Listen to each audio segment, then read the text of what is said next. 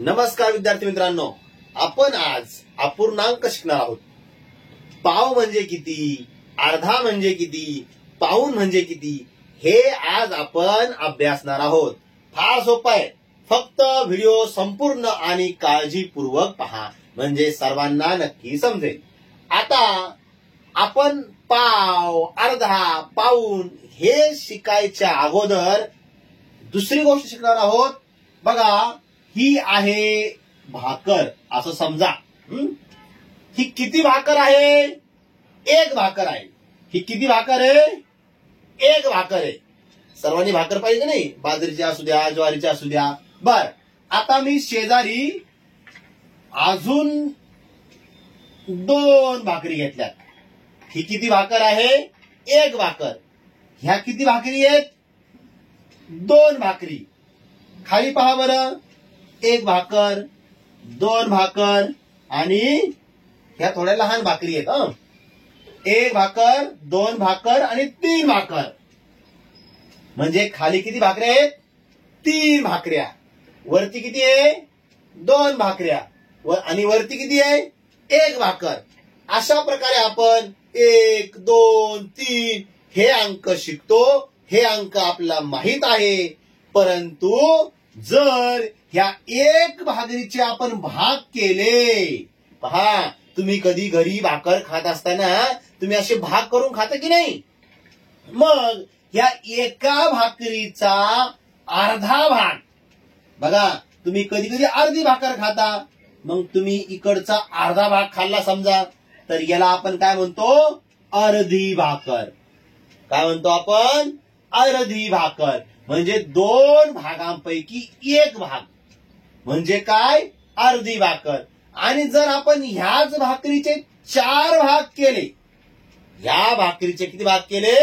4 भाग केले, तर पहा, या 4 भागांपैकी एका भागाला आपण काय नाव देतो? 4 भागांपैकी एका भागाला काय नाव देतो आपण? चतकोर भाकर म्हणतो. तुम्ही काय म्हणता? चतकोर भाकर. आणि त्यालाच गणिती भाषेत आपण पाव म्हणतो. 1 पाव. काय म्हणतो? 1 पाव. म्हणजे पहा, तुम्ही चतकोर भाकरी खाल्ली, म्हणजे 4 भागांपैकी 1 भाग खाल्ला, चतकोर खाल्ला, चौथा भाग खाल्ला. बरोबर आहे की नाही? मग आपण जर तुम्ही 3 भाग खाल्ले, तर त्याला आपण म्हणतो पाऊण भाकरी खाल्ली. काय म्हणतो आपण? पाऊण भाकरी खाल्ली. म्हणजेच 4 भागांपैकी 3 भाग खाल्ला, म्हणजे एकच भाग सोडला, म्हणजे त्याला आपण काय म्हणतो? पाऊण भाकरी खाल्ली. हेच आज आपण अभ्यासणार आहोत. व्यवस्थित समजून घ्या. अगोदर आपण पाव म्हणजे काय हे शिकणार आहोत. मगाशी पाहिलं आपण चतकोर भाग, एका भाकरीचा चतकोर भाग, ते आपण पाहिलं. तर पाव म्हणजे काय? पहा, 4 भागांपैकी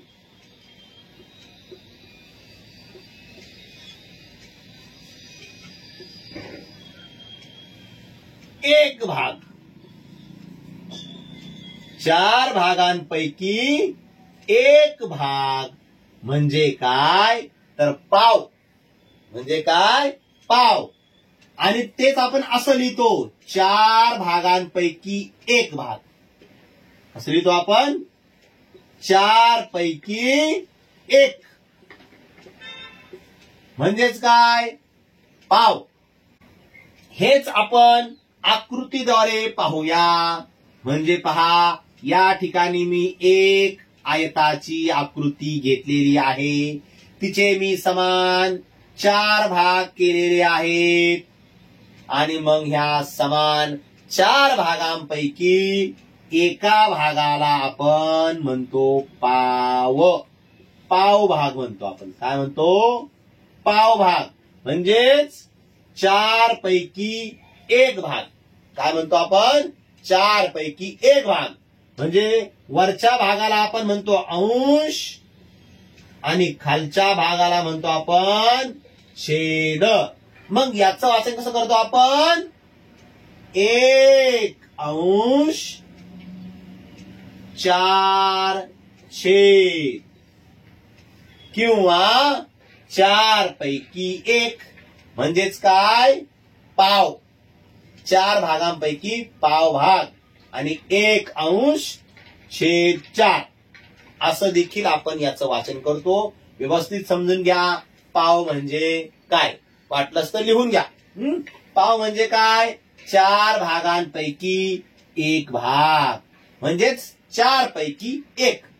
4 पैकी 1 हेच आपण पाहिलं आकृतीद्वारे. एका आयताचे आपण समान 4 भाग करून घेतले आणि त्यापैकी एका भागाला आपण पाव म्हणतो म्हणजेच 4 पैकी 1. 1 अंश 4 छेद हे त्याचं वाचन आहे. 1 अंश 4 छेद. आपण दुसरी देखील आकृती घेऊ शकतो. चौरसाची एक आकृती घेऊया. पहा आणि ह्या चौरसाच्या आकृतीमध्ये सगळे भाग मी समान केले आहेत. त्यापैकी एका भागाला आपण म्हणतो पाव. काय म्हणतो एका भागाला आपण काय म्हणतो पाव. किंवा आपण दुसरी देखील आकृती घेऊ शकतो. वर्तुळाची घेऊया. तिचे समान 4 भाग केले. त्यापैकी एका भागाला आपण काय म्हणतो पाव भाग म्हणजेच 4 पैकी 1 भाग. तर आपण काय म्हणतो पाव भाग. सर्वांना समजलं पाव म्हणजे काय. आता दुसरी संकल्पना पाहूया अर्धा म्हणजे काय. आता दुसरी संकल्पना आहे अर्धा. अर्धा म्हणजे काय हे फार सोपं आहे बरं का. अर्धा तुम्हाला सगळ्यांना माहिती आहे. तुम्ही भाकरीचं उदाहरण पाहिलं. एका भाकरीचे 2 भाग केले की झाली अर्धी भाकर. बरोबर आहे की नाही. तर तुम्हाला सर्वांना अर्धा म्हणजे काय माहितीये. तर अर्धा म्हणजे काय पहा 2 भागांपैकी 1 भाग. 2 भागांपैकी 1 भाग म्हणजे अर्धा होय. 2 भागांपैकी 1 भाग म्हणजे अर्धा होय. किंवा असं पण म्हणू शकतो आपण 4 भागांपैकी 2 भाग.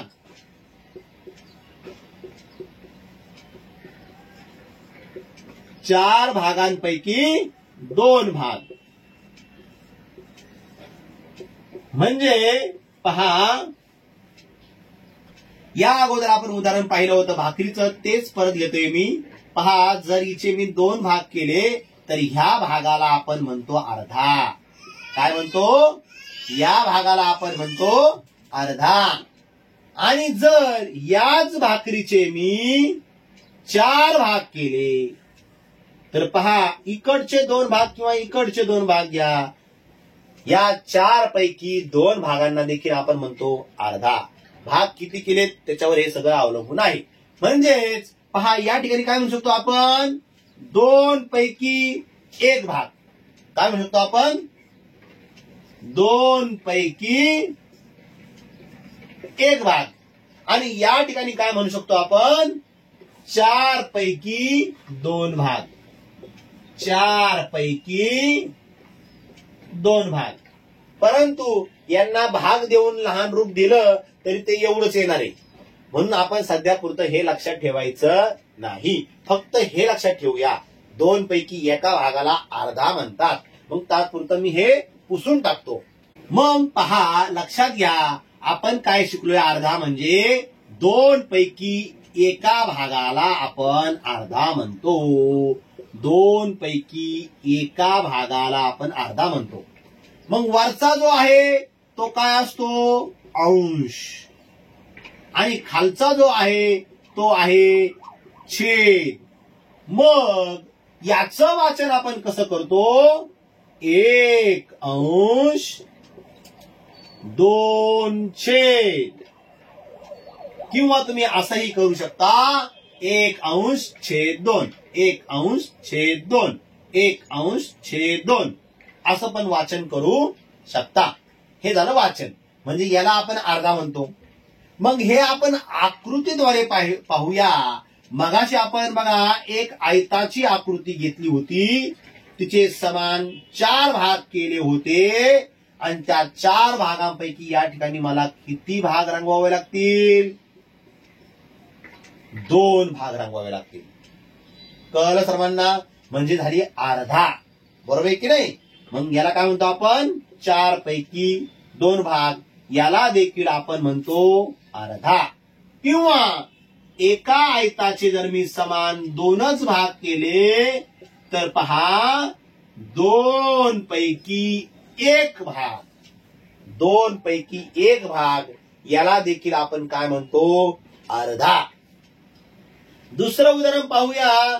जर मी घेतला वर्तुळाची आकृती घेतली तर पहा या ठिकाणी देखील आपण याला काय म्हणतो? अर्धा. काय म्हणतो आपण याला? अर्धा. म्हणजेच 2 पैकी 1 भाग. म्हणजेच काय? अर्धा. व्यवस्थित समजून घ्या अर्धा म्हणजे काय. अर्धा म्हणजे काय? तर 2 भागांपैकी एका भागाला अर्धा म्हणतात. 2 पैकी 1 म्हणजेच 2 पैकी 1. मग वरचा जो असतो तो अंश असतो, खालचा असतो तो छेद असतो. मग याचं वाचन आपण कसं करतो? 1 अंश 2 छेद. अशा प्रकारे आपण अर्धा म्हणजे काय हे पाहिलेलं आहे. आता आपण पुढची संकल्पना पाहूया. पाऊण म्हणजे काय? पुढची संकल्पना काय आहे? पाऊण म्हणजे काय? पहा, पाऊण म्हणजे काय? एका पूर्ण वस्तूचे 4 समान भागांपैकी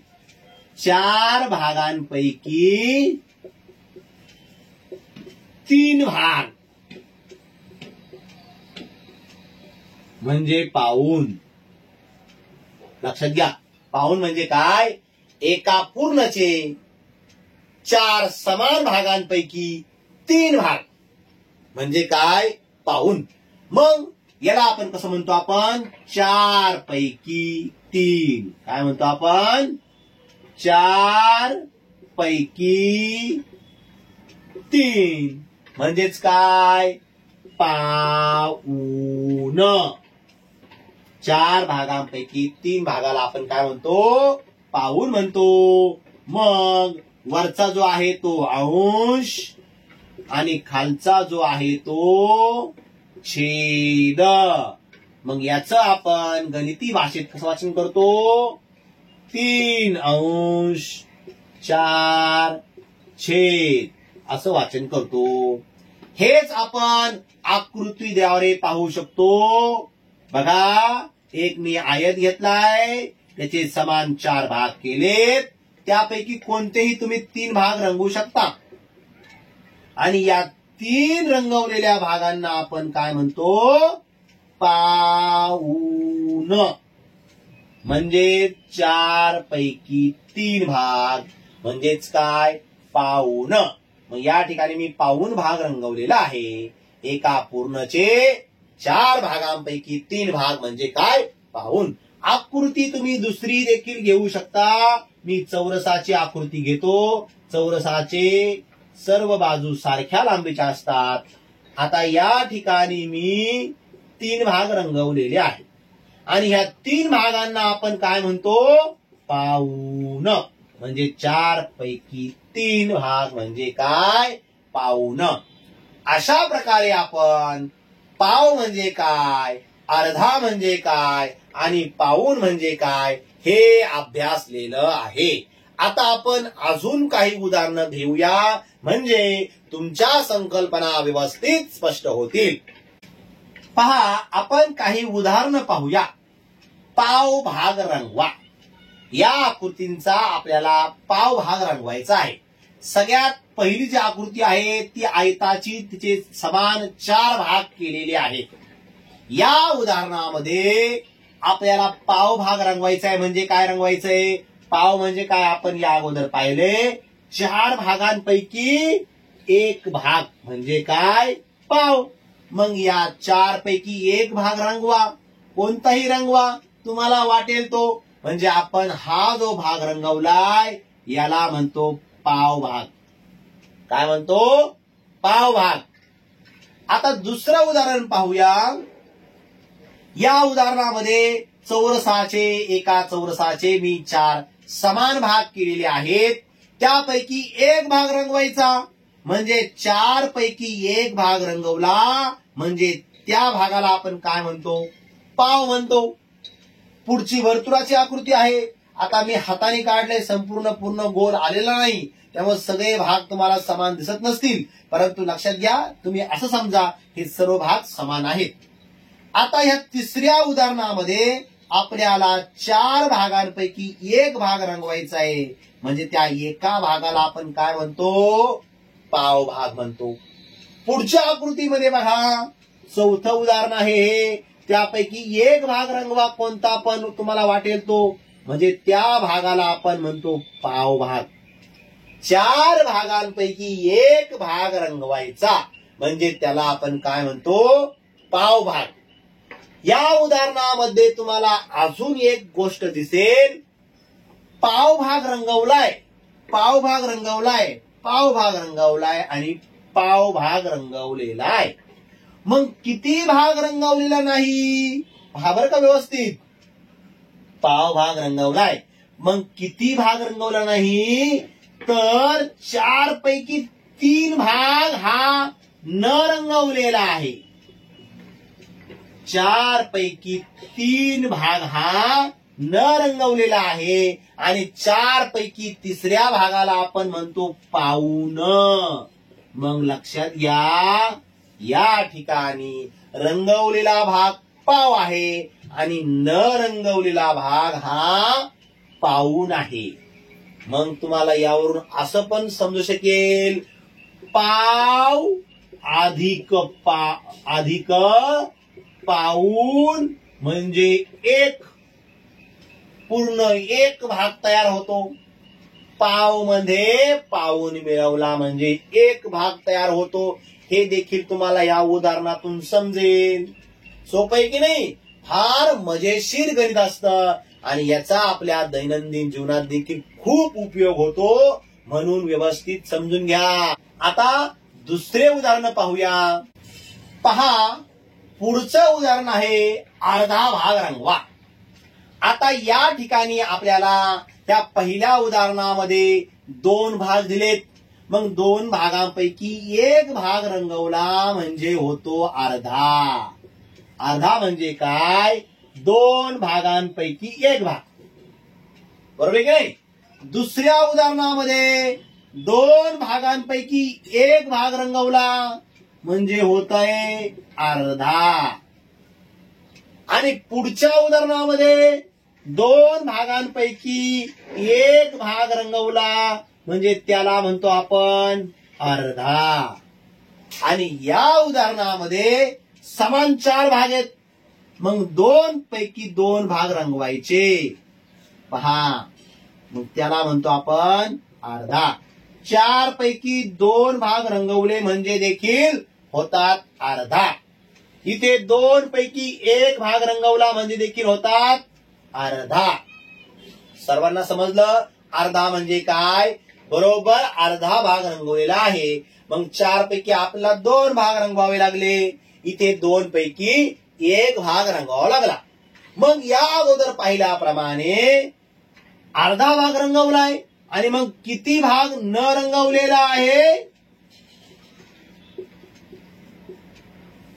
तर तो देखील आहे अर्धा. म्हणजे अर्धा भाग रंगवलेला आहे अर्धा भाग न रंगवलेला आहे. मग आपण 2 अर्धे घेतले अर्धा अधिक अर्धा म्हणजे देखील 1 पूर्ण होतो. अर्धा अधिक अर्धा म्हणजे देखील 1 पूर्ण होतो. अशा प्रकारे आपण हे उदाहरण पाहिलेले आहेत. आता पुढचा भाग घेऊया पाऊण भाग. पुढचे उदाहरण आहेत पाऊण भाग रंगवा. मग पहा मी या ठिकाणी एक आयताची आकृती घेतो तिचे समान 4 भाग करतो. मग पाऊण म्हणजे काय तर 4 पैकी 3 भाग. मग या आकृतीचे मी 4 पैकी 3 भाग रंगवतो म्हणजेच या 4 पैकी 3 भागांना आपण काय म्हणतो पाऊण भाग. काय म्हणतो पाऊण भाग रंगवलेला आहे. मग न रंगवलेला भाग किती आहे तर तो 1 आहे आणि त्याला म्हणतो आपण पाव. 4 पैकी एका भागाला काय म्हणतो आपण? पाव. रंगवलेला भाग किती आहे? पाऊण. आणि न रंगवलेला भाग किती आहे? पाव. मग तुम्ही असं म्हणू शकता, पाव अधिक पाऊण बरोबर 1. दुसरं उदाहरण पहा. चौरसाचं उदाहरण घेतो मी. त्यापैकी पाऊण भाग रंगवतो. पाऊण म्हणजे काय? 4 पैकी 3 भाग रंगवलेला आहे. आणि त्यालाच आपण काय म्हणतो? पाऊण भाग. काय म्हणतो? पाऊण भाग. आणि न रंगवलेला भाग किती आहे? पाव भाग. 4 पैकी 1 भाग. उदाहरण दुसरं जरी घेतलं तरी आपल्याला संकल्पना तीच आहे. 4 पैकी 3 भाग रंगवणे म्हणजेच पाऊण भाग होय. 4 पैकी 3 भाग म्हणजे देखील पाऊण. अशा प्रकारे आपण हे उदाहरणं पाहिलेली आहेत. पुढच्या व्हिडिओमध्ये आपण अजून वेगळ्या प्रकारचे अपूर्णांकाचे उदाहरणं पाहूया आणि समजून घेऊया. व्हिडिओ आवडला असेल तर नक्की लाईक करा, शेअर करा. धन्यवाद.